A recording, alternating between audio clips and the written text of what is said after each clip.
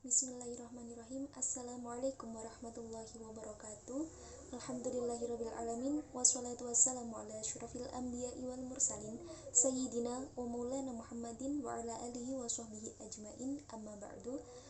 Pertama-tama, salam hormat saya kepada dosen pembimbing mata kuliah Alkitabah Al-Ilmiyah ini, yaitu Ustadzah Nur Hasaniyah MA. Dan sebelumnya, izinkan saya memperkenalkan diri. Saya Nur Wahyuni, kelompok 2, sebagai moderator, dan izinkan saya memperkenalkan rekan-rekan saya juga, yaitu Irda Maulidiah, kemudian ada Alif Zakaria, ada Fadia Ramadina, dan Imam Al-Mujahidin, dan juga ada Ahmad Ramadan. Kemudian materi yang akan kami bahas adalah Arabid Idhofi, kemudian Arabid Al-Istidraki, kemudian ada Arabid Az-Zamani, kemudian ada As-Sababiyah, kemudian ada An-Natijah. Dan di sini yang presentasi pertama adalah Mas Alif Zakaria. Kepadanya disilahkan. Arabtu al-Idhofi, konjungsi aditif. Arabtu al-Idhofi adalah penghubung yang digunakan untuk menghubungkan dua kata, klausa, kalimat, atau gagasan. Bahasa Arab kaya dengan konjungsi aditif, namun masing-masing memiliki fungsinya sendiri. Adapun macam-macamnya sebagai berikut. Al-wawu, kata yang digunakan untuk menghubungkan kata, klausa, paragraf. Dan kata penghubung ini digunakan di antara dua kalimat. Contohnya, kharaja Muhammadun wa Aliyun ila suqi. Kemudian yang kedua, wawul hal, kata hubung yang menunjukkan keadaan. Disebut dengan wawu hal apabila masuk pada jumlah ismiyah atau fi'liyah. Contohnya, nimtu wa abi ya'mal. Kemudian, summa, sama seperti wawu, dapat menghubungkan dua kalimat. Contoh, jalastu summa aqra'u al-kitabah. Dan yang terakhir, ba'da dzalika, kata hubung yang digunakan untuk menunjukkan sesuatu kegiatan mendahului kegiatan lain. Contohnya, syahadtu al-filma wa ba'da dzalika arji'u ilal ghurfati. Syukran, hazamin.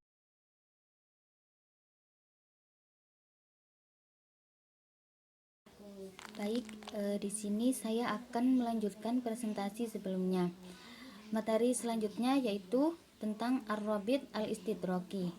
Ar-Rabit Al-Istidraki atau konjungsi kontrasif ialah kata penghubung yang menyatakan pertentangan maknanya. Adapun macamnya yaitu hanya satu, yaitu lakin atau lakinnahu, yang artinya akan tetapi. Lakin atau lakinnahu ialah kata hubung yang digunakan untuk pertentangan pada kalimat sebelumnya. Contohnya, hadara al-ustadu fil fasli lakinnahu lam yajid tullabuhu fihi, yang artinya ustadz itu hadir di dalam kelas, akan tetapi para murid tidak hadir di dalam kelas. Adapun contoh lainnya yaitu najaha Khalidun lakinna Zaidan fashilun, yang artinya Khalid lulus, akan tetapi Zaid gagal. Kemudian aribtu zamani atau konjungsi temporal, yakni kata yang digunakan untuk menyatakan hubungan antar waktu. Macam-macamnya ada 5. Yang pertama adalah qobla plus an plus mudhari, yakni kata yang digunakan sebelum memulai tindakan yang lain. Jadi ada 2 kegiatan nih, dan salah satunya itu didahulukan, dan keduanya dihubungkan menggunakan kata hubung qoblaan atau kalau dalam bahasa Indonesia itu sebelum. Dan perlu diingat ya teman-teman, bahwasannya qoblaan menggunakan hamzah ya, bukan ain. Itu setelahnya wajib menggunakan fi'il mudhari, gak boleh fi'il amr, gak boleh fi'il madhi, karena ini merupakan rumus yang sudah mutlak, sudah paten begitu. Kemudian yang kedua, qobla plus masdar. Jadi ini hanya qobla tanpa an ya. Artinya masih sama, fungsinya juga masih sama, artinya sebelum ya, fungsinya juga untuk menyatakan untuk menghubungkan kegiatan yang dilakukan sebelum kegiatan lain. Gitu. Contohnya di sini sholaitu subha qabla tulu'il fajri, yang artinya saya sholat subuh sebelum fajar terbit. Yang ketiga ada hinama, lamma, dan indama. Ketiganya memiliki arti yang sama, yakni ketika. Jadi ada dua kegiatan atau lebih, dan kegiatan ini dilakukan dengan waktu yang hampir bersamaan, jadi tidak ada yang didahului. Contohnya di sini adalah qara'tul kitabah hinama zurtu ilal maktabati, yang artinya saya membaca buku ketika saya mengunjungi perpustakaan. Nah ini kan ketika saya mengunjungi perpustakaan, saya membaca buku, jadi nggak ada yang didahulukan gitu.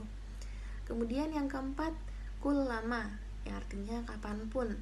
Contohnya di sini sa'ada sahibi kullama tolabtuhu, yang artinya teman saya selalu menolong saya kapanpun saya membutuhkannya. Kemudian yang terakhir ada bainama, artinya juga sama nih kayak hinama dan lama dan indama, artinya ketika. Namun fungsinya agak berbeda.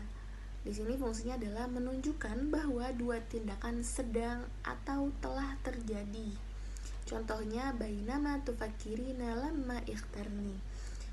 Ini mohon maaf jika penjelasan saya terkait contoh bainama kurang tepat. Artinya ini kamu berpikir ketika memilih saya. Jadi dia ini memilih berbarengan gitu. Jadi kegiatannya bersamaan sedang terjadi. Jadi sambil milih sambil mikir gitu. Kurang lebih seperti itu. Materi selanjutnya adalah asbabiyah atau kausalitas, yakni kata yang digunakan untuk menyatakan hubungan antara sebab dan akibat. Macam-macamnya ada dua. Yang pertama adalah bisababi, yang kedua adalah li'anna. Keduanya memiliki arti yang sama, yaitu karena. Contoh dari bisababi adalah qarrartu mughadaratal baladi bisababil jawil mumtirida iman, yang artinya saya telah memutuskan untuk meninggalkan negara tersebut karena selalu hujan. Nah, di sini kita bisa tahu ya, mana sebab, mana akibat. Sebabnya adalah karena selalu hujan, dan akibatnya adalah saya memutuskan untuk meninggalkan negara tersebut. Jadi, setelah kata bisababi itu adalah sebabnya, jadi akibatnya dulu baru sebab. Akibatnya apa? Kemudian bisababi sebabnya. Kemudian contoh untuk li'anna, la yanjahul kasilu fil imtihan li'annahu la yata'allam. Seseorang yang malas tidak lulus pada ujian karena tidak belajar. Nah, sama nih. Sebabnya adalah karena tidak belajar, maka akibatnya tidak lulus ujian. Sama.